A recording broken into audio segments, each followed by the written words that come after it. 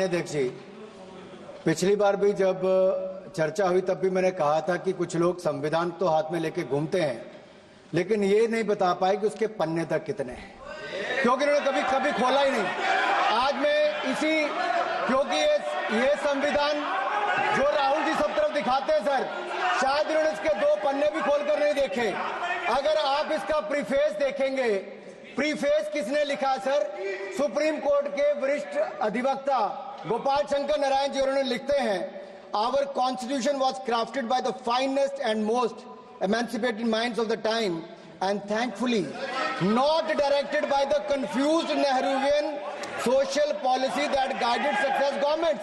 वो इनकी नेहरू जी की विचारधारा पर सवाल खड़ा करते हैं और उन्होंने लिखा है कि giants like B.R. Ambedkar, B.N. Rao, Sardar Patel, K.M. Munshi Alladi debate provisions to protect the basic freedom.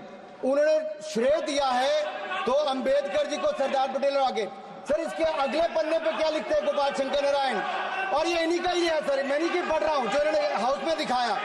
इसमें लिखा है, were it not for the strength of the document Indira Gandhi would have been compelled to end the darkest episode in independent India by ending the emergency. यानी कि संविधान की ताकत थी, जिन्होंने इंदिरा गांधी जी की इमरजेंसी को खत्म किया था, तो इस संविधान की ताकत थी। और ये आपके इसके अंदर लिखा है, राहुल जी जो आप लेकर घूमते हो, कभी खोल के पढ़ो तो सही, कभी पढ़ा भी नहीं आपने। और इसमें आगे लिखा है सर, आप चेयर को बोलो, अधिकार दिया है, चेयर को बोलो, माननीय सदस्य चेयर को जी। अध्यक्ष जी, ये जो राहुल जी कॉपी लेकर घूमते, इसी पे लिखा है कि इंदिरा गांधी जी की यातनाएं और इमरजेंसी को खत्म किया, तो बाबा साहब अम्बेडकर के संविधान ने गरीब से गरीब व्यक्ति को उसका काम दिया।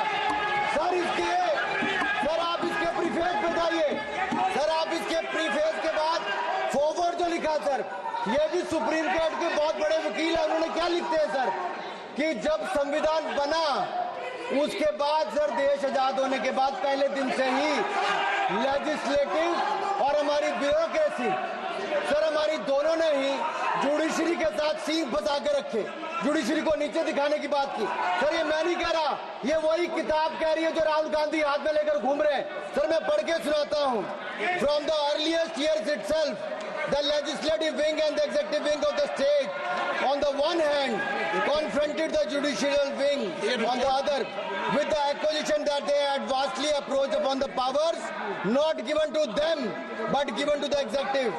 The then law minister on 28th October 1976 issued a strident warning to the judges of the Supreme Court, and I quote, sir मैं quote कर रहा हूँ, an atmosphere of the confrontation was thought to be created by those whose duty it was to see that they did not encroach upon the field which did not legitimately belong to them. Nothing should be left undone now to ensure that such a situation did not recur. If even after the amendments confrontation continues, then I think it will be a bad day for the judiciary. ये कौन कह रहा है? उस समय के law minister कह रहे हैं, और क्या कहते हैं sir again?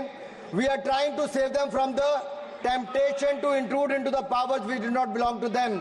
What we are doing today is not to save the people from the judges.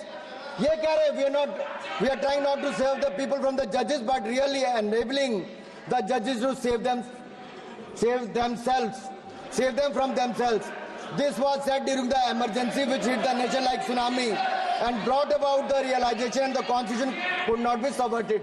Sir, अगर ये संविधान जो बाबा साहब अम्बेडकर ने दिया उसी ने देश को बचाया। राहुल जी कभी इसको पढ़कर देखिए, गांधी परिवार और कांग्रेस पार्टी का पूरा कारनामे इसके अंदर लिखेंगे, कैसे आपने धज्जियां उड़ाई, एक तो एक। दूसरा, ये जो कहते हैं बीजेपी के लोगों को सर ये मनगढ़ंत आरोप, सर ये अंगूठा काटने की बात करते हैं, इनके राज में सिखों के गले काटे गए, सिखों के कत्लेआम किया गया, सिखों के बाद दंगे सबसे ज्यादा हुए तो कांग्रेस के समय हुए, और आपको देश से माफी मांगनी है। अगर आज भी नहीं मांगेंगे तो संविधान जितना मर्जी जेब में डालिए, आप संविधान को जेब में लेकर घूमते सर, इन्होंने संविधान को तार-तार करने का काम किया है, इनको देश से माफी मांगनी चाहिए। मुझे आपका संरक्षण के लिए चाहिए था कि झूठे आरोप लगाने बंद करे। ये संविधान की रक्षा आपने कभी नहीं की, इमरजेंसी जैसा कालखंड आया और संविधान को बार बार तार किया, संशोधन किया, तो आपने और आपकी पार्टी ने किया। धन्यवाद सर।